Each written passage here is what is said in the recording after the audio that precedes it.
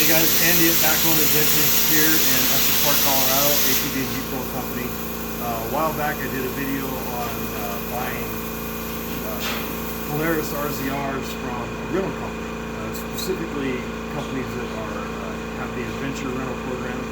Now, although we work razors here and Kawasaki KRXs, we don't do the adventures program because I don't believe it's kind of fair to customers the way Polaris operates. But in relation to that video I did before, when you're looking to buy, the Adventures program, to remind you, works like this. Adventure rental companies will get these machines, and every roughly 3,000 miles at the most, those machines are dumped off and put into auction where consumers like you could potentially buy them. In that video I talked about, and I apologize for some of the noise, we're working on some stuff here. I talked about some of the things you need to look out for when buying a used RZR from the rental company. But really just about anybody, but I think specifically rentals is what I want to tailor this video to, and it's in relation to the transmissions.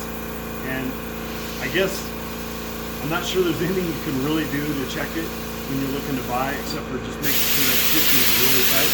If you come in here and take a look, so this is a transmission out of an RZR 1000 XP. And we rebuilt a lot of these transmissions.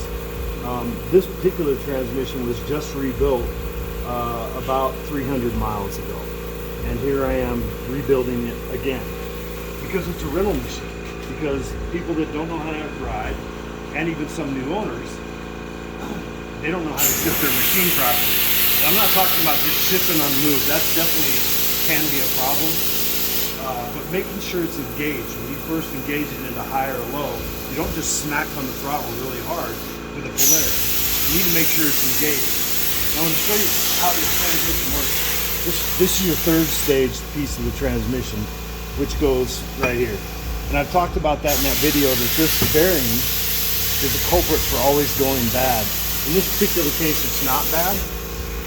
Here's your second stage. This is your main transmission piece. This is your shaft here that connects to your secondary clutch. So here's your reverse chain. As I talked about in that video, turbo machines have an extra gear that's a reverse gear, a reverse shaft. This uses a reverse chain. So I took it apart already, and I've already replaced the bad parts. So this is low gear, this is high gear, and this is reverse.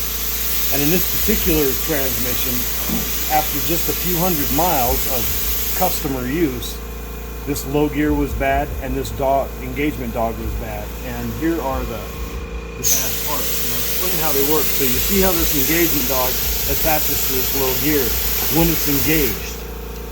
Here's how it turns. It turns this way. So it's connected. It's a screwdriver out. It's connected here to there. The screwdriver's pointing. That's how it turns. It doesn't go this way. You see how it has a natural slant to that gear there. That's not where it engages. It doesn't engage there. It engages here when the transmission spins. So these are nice right angles here with no wear, because these are brand new parts. These are the parts out of it, and I'll engage it the way it would be engaged. Get that in there right. There we go. So here's where it engages, and if you notice, it's rounded here, and it's starting to chip and round right there. That's only after a few hundred miles. So if you buy the point of this video, this is there are some videos on YouTube about how to rebuild these transmissions, and I think I have one on there as well. It's actually a pretty easy job.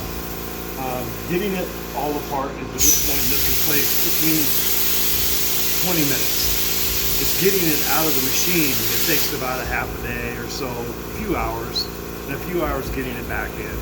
Because you have to pull everything off the ass end, lift the motor up, and be able to pull this out, disconnect your drive line, all that stuff. So that's a little bit more work than it is actually rebuilding.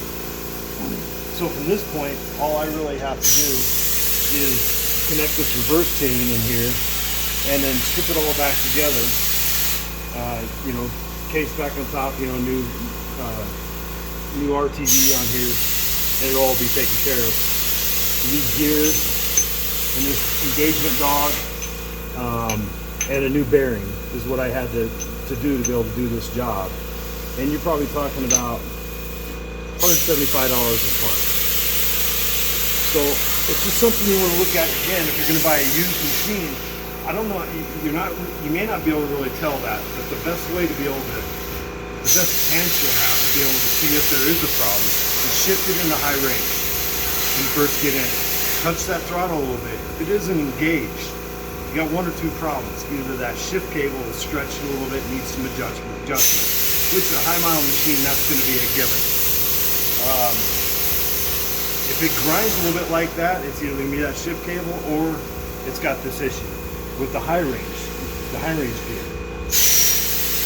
You can test the same thing with low range. Flip it up into low range, touch the throttle a little bit if it's not fully engaged.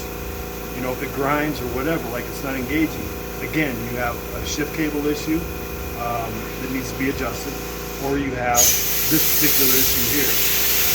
It's really kind of hard to tell, but if you're buying a used machine, I would lean towards it being this, because the weakest point in a Polaris machine is going to be the transmission or the clutches, as I've stated before. So, at any rate, I hope that helps.